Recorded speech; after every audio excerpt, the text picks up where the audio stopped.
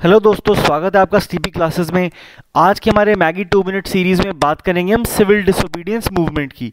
तो हमने प्रीवियसली देखा था कि लाहौर सेशन हुआ कांग्रेस का, जिसके बाद गांधी जी ने 11 डिमांड्स रखी वाइसरॉय इरविन के सामने और कहा कि आप इन पे 31 जनवरी 1930 तक का आपको टाइम दे रहा हूं, इन पे एक्ट कीजिए, राइट। लेकिन जब उन्हें लगा कि सरकार की तरफ से इस पे कोई भी पॉजिटिव रिस्पांस नहीं आ रहा, तो उन्होंने सिविल डिसोबीडियंस मूवमेंट करने का जो फैसला किया था उसको एग्जीक्यूट करने का डिसीजन ले लिया और उन्होंने कहा कि मैं सॉल्ट को सेंट्रल मुद्दा बना के सिविल डिसोबीडियंस मूवमेंट शुरू करूंगा। जिसके बाद उन्होंने दांडी मार्च की शुरुआत करी 12 मार्च, और आज जो है दांडी मार्च की एनिवर्सरी भी है। देखिए आज भी 12 मार्च है, 89 ईयर्स हो गए हैं इसको, राइट। और जिसकी वजह से पूरे देश में उनके लिए एक बहुत स्ट्रॉन्ग रिस्पांस आया, पूरे देश ने बढ़ चढ़ के मूवमेंट में पार्टिसिपेट किया। तो ये हम प्रीवियसली भी अपने वीडियोस में बात कर चुके हैं। अब इसके साथ साथ जो सिविल डिसोबीडियंस मूवमेंट थी, जो लार्जर मूवमेंट थी पूरे देश में, वो कैसे शुरू हुई देखते हैं। तो जैसे ही दांडी मार्च शुरू हुई, गांधी जी ने 12 मार्च को दांडी मार्च शुरू करी और उसके बाद अपनी जैसी उनकी दांडी मार्च खत्म हुई, उन्होंने धरसाना सॉल्ट वर्क्स पे जो अपना एक प्रोटेस्ट मार्च लीड करना था उसकी अनाउंसमेंट करी। लेकिन इससे पहले कि वो कर पाते उनको अरेस्ट कर लिया गया 4 मई 1930 को। अब इसके बाद जो कांग्रेस वर्किंग कमेटी थी, उन्होंने कहा कि हम जो अपना सिविल डिसोबीडियंस मूवमेंट है इसको सॉल्ट के बियॉन्ड लेके जाएंगे, कि सरकार के साथ जो हम सिविल डिसोबीडियंस कर रहे हैं, जो हम टैक्स नहीं भर रहे हैं, ये नमक के बियॉन्ड भी हम करेंगे। ये होगा नॉन पेमेंट ऑफ रेवेन्यू। कौन से? रेतवारी एरियाज में। चौकीदारी टैक्स नहीं देंगे जमींदारी एरियाज में, और फॉरेस्ट लॉ को वायलेट करेंगे सेंट्रल प्रोविंसेस में। तो जो ब्रिटिश हुकूमत के कानूनों की जो वायोलेशन होनी थी, वो सॉल्ट के बियॉन्ड तीन और टैक्सेस की बात हुई। Non payment of revenue, non payment of chowkidari tax और वायोलेशन ऑफ फॉरेस्ट लॉज। ये तीनों बहुत जरूरी हैं आपके लिए जानने, समझने और याद रखने, राइट। तो क्या कहां कैसे कैसे हुआ? चिटागोंग में सूर्य सेन का जो चिटागोंग रिवोल्ट ग्रुप था, उन्होंने 2 सरकारी आर्मरीज पे, जहां पे एम्यूनिशन वेपन स्टोर होते थे, उस पर अटैक किया और एक प्रोविजनल गवर्नमेंट स्थापित कर दी चिटागोंग में, और झंडा लहराया और सलामी भी ली सूर्य सेन ने।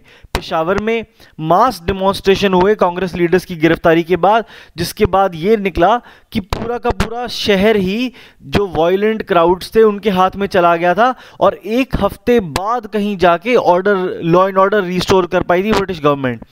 देन यहां पे मेजर रोल जो था पॉलिटिकल एक्टिविज्म का, वो प्ले किया था खान अब्दुल गफ्फार खान ने, जिनको फ्रंटियर गांधी भी कहते हैं। इन्होंने एक वॉलंटियर ब्रिगेड सेटअप करी थी जिनका नाम था खुदाई खिदमतगार्स, या फिर रेड शर्ट्स जिनको कहा था, जो कि नॉन वायलेंट फ्रीडम स्ट्रगल के लिए कमिटेड थे, राइट। आपके ट्रिविया के लिए बता दें, जो ये खान अब्दुल गफ्फार खान है, इनके ऊपर नेम्ड है करोल बाग की गफ्फार मार्केट, जो कि दिल्ली में है। आपके लिए एक छोटा सा होमवर्क है, आपको ये रिसर्च करना है, गूगल करना है कि जो दिल्ली की खान मार्केट है वो किनके नाम पर नेम्ड है, राइट। आगे देखते हैं। शोलापुर में टेक्सटाइल वर्कर्स ने स्ट्राइक शुरू करी 7 मई को। इन्होंने बाकी लोकल रेजिडेंट्स के साथ मिलकर लिकर शॉप्स को जलाया। गवर्नमेंट अथॉरिटी के बाकी जो सिंबल्स हैं, जैसे कि railway stations, police stations, municipal buildings, law courts, right, इन पे अटैक किया और एक almost virtual parallel government setup कर दी, जिसको 16 मई के बाद ही डिसलॉज कर पाए मार्शल लॉ लगा के, राइट। बिहार में नो चौकीदारी टैक्स पे करने के लिए कैंपेन ऑर्गेनाइज किया गया, राइट। और ये कहा गया कि चौकीदारी जो पंचायत के जो इन्फ्लुएंशियल मेंबर्स हैं, जो इन चौकीदार्स को अपॉइंट करते हैं, इनको बॉयकॉट किया जाए। अब ये चौकीदार्स कौन थे? ये ब्रिटिश के एक तरीके से खबरी थे, ब्रिटिश गवर्नमेंट के लॉयलिस्ट थे, ब्रिटिश गवर्नमेंट की हेल्प करते थे, लेकिन इनको लोगों से टैक्स कलेक्ट करके इनकी सैलरीज पे की जाती थी। तो बहुत ही लोगों को आक्रोश था इनके खिलाफ। बंगाल में नो टैक्स मूवमेंट ऑर्गेनाइज की गई कि लैंड रेवेन्यू नहीं पे करेंगे, और क्योंकि पुलिस इन पे इतना ज़्यादा अटैक कर रही थी, पुलिस रिप्रेशन बहुत ज़्यादा था, तो लोग अपना बोरिया बिस्तर बांध के, अपनी बिलोंगिंग्स बांध के, अपनी फैमिलीज को लेके बड़ौदा स्टेट में जाके कैंप पे रहने लग गए थे ताकि पुलिस रिप्रेशन से बच पाएं। महाराष्ट्र, कर्नाटका और जो सेंट्रल प्रोविंसेस हैं, यहाँ पे फॉरेस्ट लॉ को वायोलेट करने के लिए कैंपेन शुरू हुआ, राइट। तो ये चीज़ें हैं जब हमने देखी, Maharashtra, Karnataka, central provinces, Bengal, Bihar, Sholapur, right, Chittagong हमने देखा था, पेशावर हमने देखा था। तो ये बाकी एरियाज थे जहां पे सिविल डिसोबीडियंस मूवमेंट के जो बाकी फॉर्म्स थे वो बढ़ चढ़ के सामने आए, सॉल्ट के बियॉन्ड, राइट।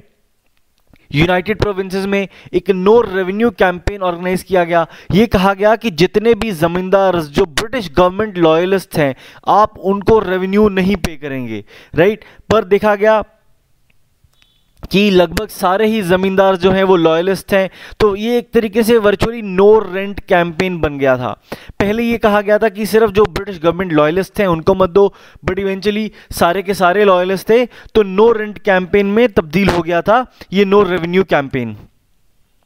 मणिपुर, नागालैंड में रानी गेडिनल्यू जो है नागालैंड की, इन्होंने फॉरेन रूल के खिलाफ जो रिवोल्ट लीड किया। 1932 में इनको कैप्चर कर लिया गया और उम्र कैद की सज़ा सुना दी गई, राइट। तो ये बहुत ज़रूरी है जानना, याद रखना। आपसे पूछा जा सकता है कि रानी गेडिनल्यू नागालैंड की जो थी, उन्होंने किस मूवमेंट में पार्टिसिपेट किया था, सिविल डिसोबीडियंस या क्विट इंडिया मूवमेंट। तो ये क्लैरिटी होनी बहुत ज़रूरी है।